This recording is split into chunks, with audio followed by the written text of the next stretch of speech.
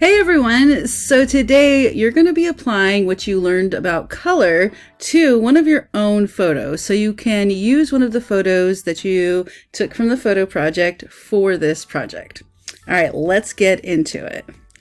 Okay, so I have my assignment page up right over here so we can keep track of what we're doing, and Photoshop right over here. And we're going to be using some different types of colors that we went over in the lecture, and I have a link here to one of the articles we looked at so that you can go back to it, because we are going to be applying monochromatic, complementary, and analogous colors to your photos. Alrighty, so the first thing you're going to want to do is create a new PSD file with the following settings. So let's go right over here and click on New File. Okay, we want to go 2000 pixels by 2000 pixels. And I'm going to go ahead and rename this. So let's go last name, underscore first name, underscore project name.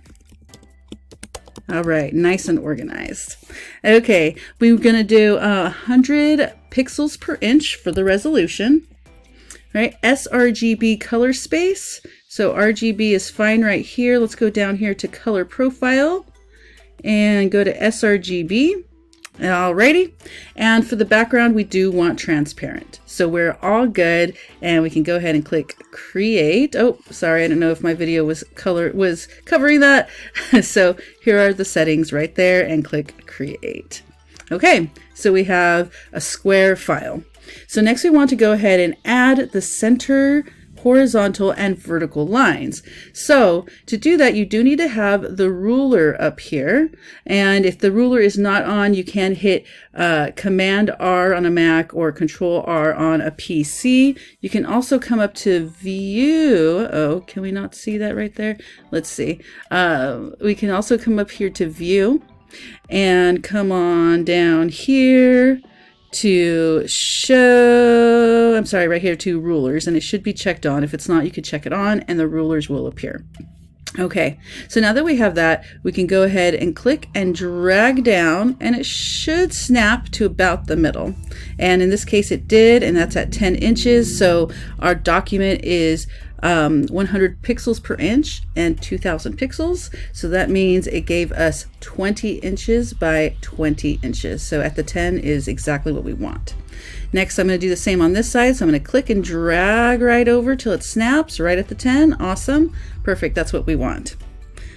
Next, we're going to go and add one of your images from the photo project and duplicate it 3 times. So there's a couple different ways we can do that. We can be in Photoshop and go to File and Place Embedded. So embedded means that it'll put the photo right into your document, no problem. Place Linked means that it's linking to the file each time. Now the only problem with that is that if you move the file from its location, Photoshop can't find it, and then you have a problem. Why use this?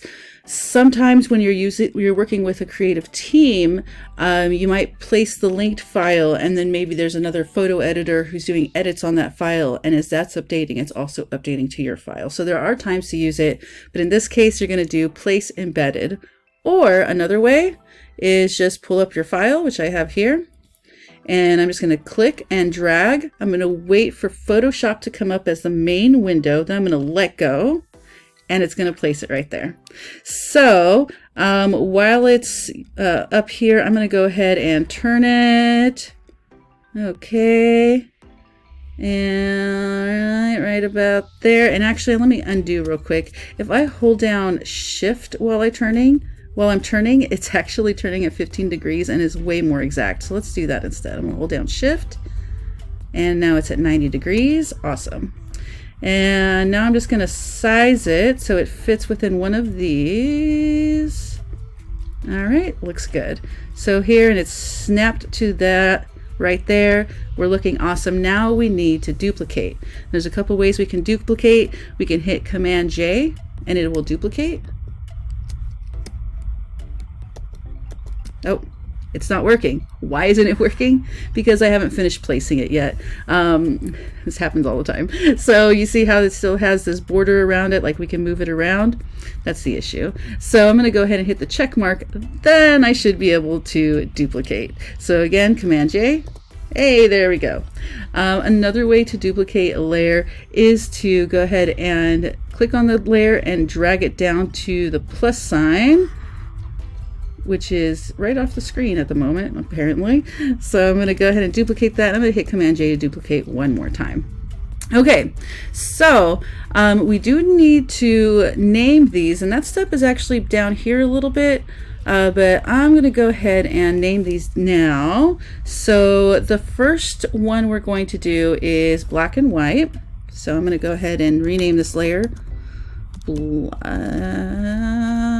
and white. Okay. Oop. Put in blackboard. That's not what I want. Just black and white. Hey, there we go. Okay. Then we're also going to be doing, all right, monotone. Then complementary. Okay, and then analogous. Okay, and this is important because I want to see that you know what colors that you're using, what types of color. So I really want to make sure, you need to make sure that you are renaming these files or these layers. Okay, let's scoot back up for just a second. Where were we? All right, so let's go ahead and place these now. So I'm going to grab my monotone layer and I'm going to make sure I have my move tool up, which is this tool right here, or shortcut V. Okay, and click and drag it over. Snap. Awesome. Now I'm going to grab my complementary layer and put that one right down here. And then my analogous layer, I'm going to move right over here. Oop. There we go.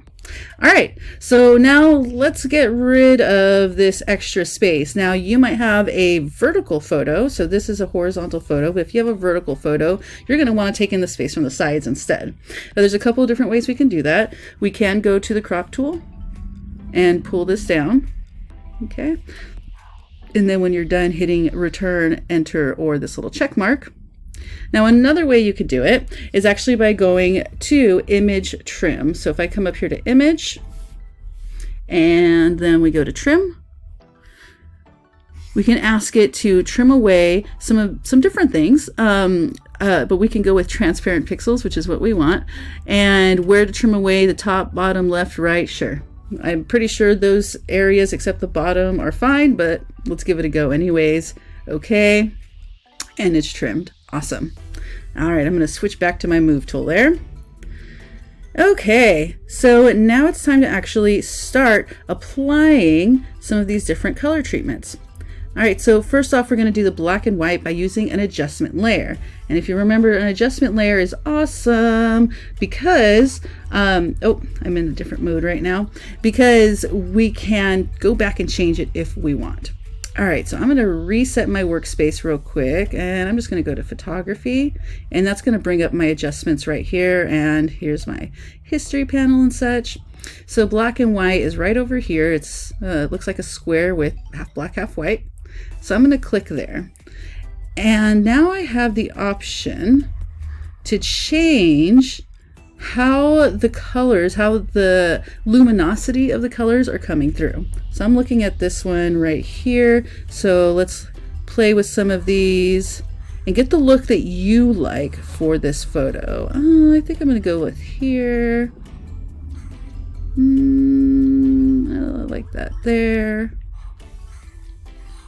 And this is really matters depending on what colors are actually in your photo. So as you can see, I'm moving the green around and nothing's really changing. There's not much green in this photo, so no need to mess with that one. Okay, let's see. I think I'm gonna go with the bright look.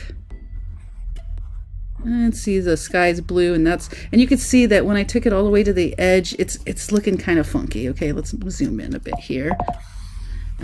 It's looking funky up here, so we don't want that. Definitely stay away from anything that looks really gross like that. So let's just pull it this way. Okay, and that happens when you take it really to the extremes, so just watch out for that.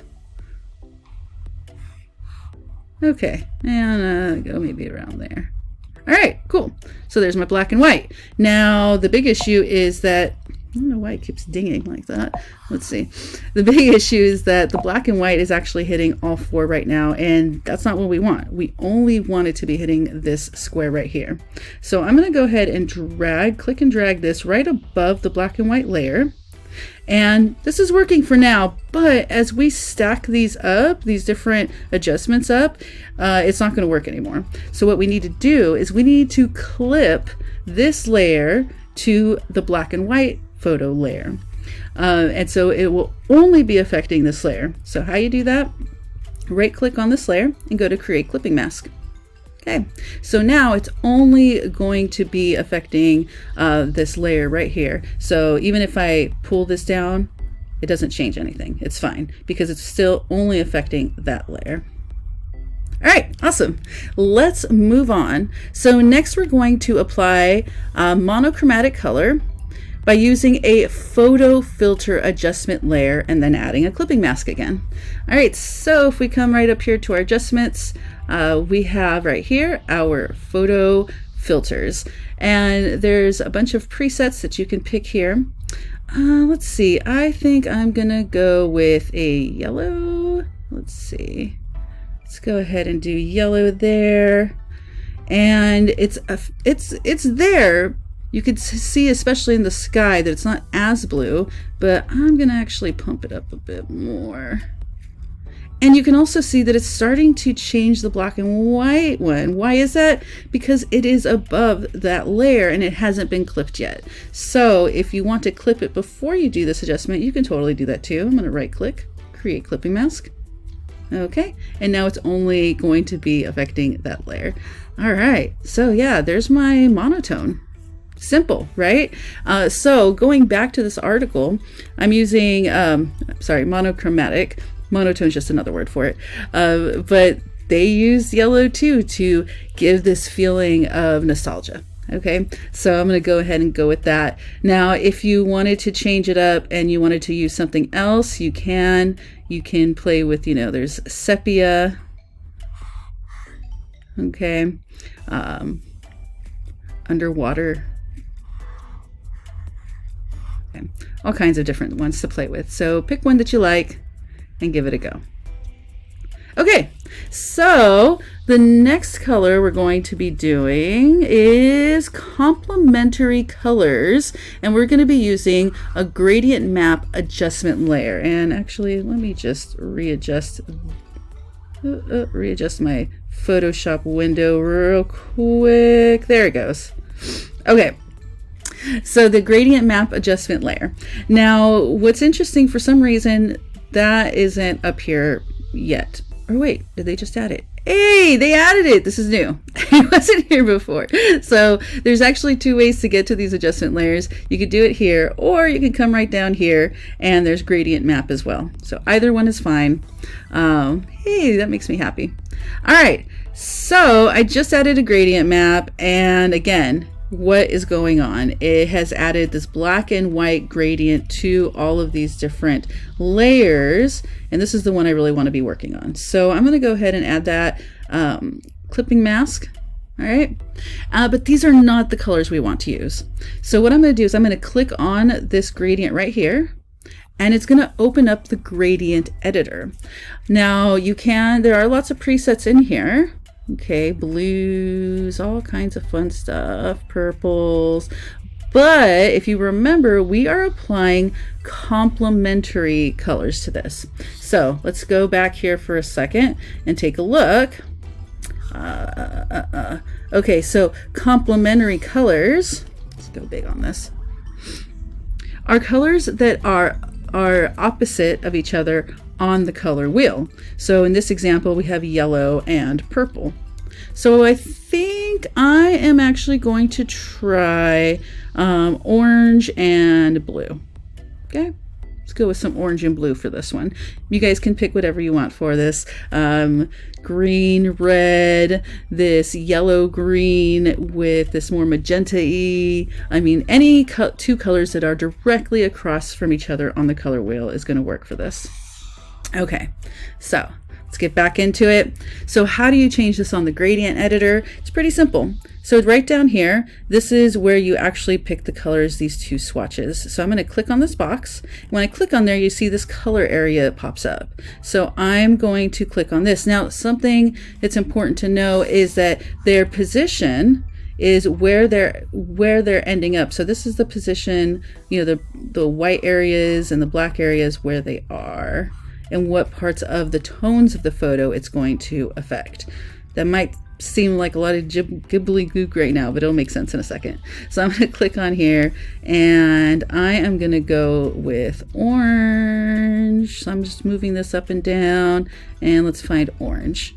Okay, there we go. And actually, so right now the oranges are affecting the darker areas, and I actually want to go the opposite way. So I can just drag these and flip these, or you can click on each one and change it up. That would be fine too. But I'm going to go with this for now. All right, so next I'm going to change this color here. So let's go with a nice deep blue. Okay, all right. So there's my orange and my blue. If you wanted to change where the fade is happening, so here are your midtones, here are your shadows, here are your highlights. You can click on this little diamond thing. If you click, so on the next part we're going to actually add a third color, and you just click right down here to add a third color. But for now I'm just clicking on this little diamond thing, and I can move where that fade is actually happening if I want. So you can get creative here and look for something that you really like. I'll go back over here, and I think I'm actually going to take the intensity of this down a little bit. So how would I do that? I'm on my gradient map layer, and I'm going to take the opacity down. So I'm just going to go here to opacity and pull it down a bit, maybe pull it back up a bit. Okay, so still doing some color grading, not as intense as the full gradient map. Awesome, we're getting along right. So now let's move on to the last one. So we're going to do analogous color for this last one. Analogous color are colors that are right next to each other on the color wheel. So for this assignment, I want you to pick 3 colors that are next to each other. I think I'm going to go with some of my favorite colors. I think I'm going to go with, let's go with red, magenta, and this purple color here. Now you guys, you can pick whatever 3 colors next to each other you want on the color wheel. Okay, let's get back into it. All right, and same thing with the gradient map. All right, this gradient map's pretty awesome. Let's go ahead and add that in, and where it added it is above up here, and that's why it's hitting on all these. So I'm going to go ahead and drag it up above my analogous layer. Then I'm going to right click, create clipping mask. Alrighty, now it's just hitting there. So again, I'm going to click on this gradient, and I'm going to add some colors. So let's see, so for my shadow area, what did I say? I went with purple, like a purple color. Okay. And then for my midtones, I'm going to go with that magenta, more of a magenta color. Okay. And then finally for my highlights, this is going to look really fun. Let's see how it turns out. I'm going to go with red. And as you can see, this is right here, the color wheel, right? So you can just start at one place and then move up. So let's go ahead and click OK there. All right, so that's where I'm at with that. I think I need a little bit more on the red, so I'm just gonna play with this. Oh, what happened here? My color, where's my purple? Okay, oh man, you're getting crazy now. Okay, let's see. I'm gonna pull this in a little bit more. All right, I think I'm gonna go right there. Okay, intense.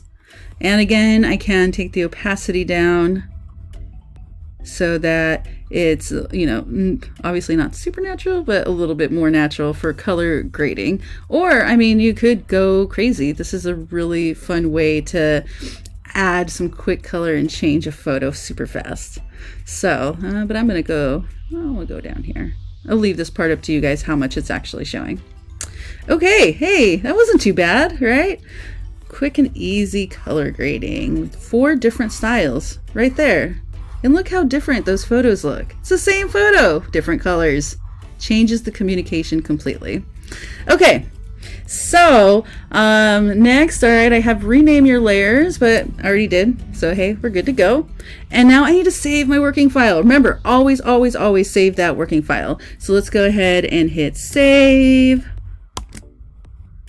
And it's gonna ask me where. I'm gonna pause real quick. Okay, I didn't want you guys to have to look through all my files with me. But anyways, so I've saved my working file. Now this is the moment where you want to take that screenshot, okay? So let's make sure that our layers panel is open and I can see all of the layers. And let's go ahead and open up the history. There's all our history, and let's take our screenshot to turn in. Awesome. Alrighty. Next, let's see, we did that. Now we're going to go ahead and practice changing our image size. Okay, so let's go up here to, let's make sure we're in Photoshop. There we are. And we need to go to image and image size. Okay, and I'm going to change the image size to 1200 pixels on the longest side. So what does that mean? That means that if you're doing horizontal like this, then your width is going to be 1200 pixels. So let's go ahead and, oh, why won't it let me do pixels? Let's see. Cancel. Is it because of this? Pixels? I'm not sure. That's weird. Okay, image size. Still won't let me do pixels. That's really weird. Well, we'll just have to do some math. So if the resolution is 100 pixels per inch and I want 1200 pixels, how much would that be? 1200 divided by 100 is 12. So I want 12 inches, and that's for my width. So if your photos are horizontal, then, I'm sorry, vertical, they're taller versus wider, then you would put the 12 in the height. Okay. All right. Oh, maybe it's because I didn't have resample then. Let's see. Ah, that's why I didn't have resample checked. Okay, so let's hit cancel real quick. Let's see, image size. Okay, resample. Okay, there we go. And then I can go ahead and switch from pixels there and put in 1200. And like I said, if your photo was actually a vertical, you would be putting the 1200 on the height, because that is the longest side of your image. Okay, let's click OK. All right, and now we need to go ahead and save this as a JPEG by going to File, Save a Copy. All right, so I'm gonna come up here to File, Save a Copy. All right, and this one is going to be, I'm actually going to name this Canvas. Let's see, Canvas, because I'm going to be posting this to Canvas. And then I'm going to switch this to JPEG. All right, and it's where I want it to save already, because that's where I had saved the last one. And I'm going to click Save. Now, whenever you save a JPEG, this option box is going to pop up. For the quality, you want to keep the quality as high as possible whenever possible. So I'm just going to go ahead and leave it at 12 and click OK. The time to take that quality down would be, let's say you need to send it over email and it's too big for the email to process or something like that, then you could take the quality down a little bit. But for the most part, we want the best quality as possible. Okay, so there you go. That was it. There's your 2 files. You got your screenshot, you got your JPEG saved. So now you just need to come on over here to the assignment page and bam, turn it in right here. All right, guys, I hope you enjoyed this quick little lab on how to change up the color on your photos. Quick and easy.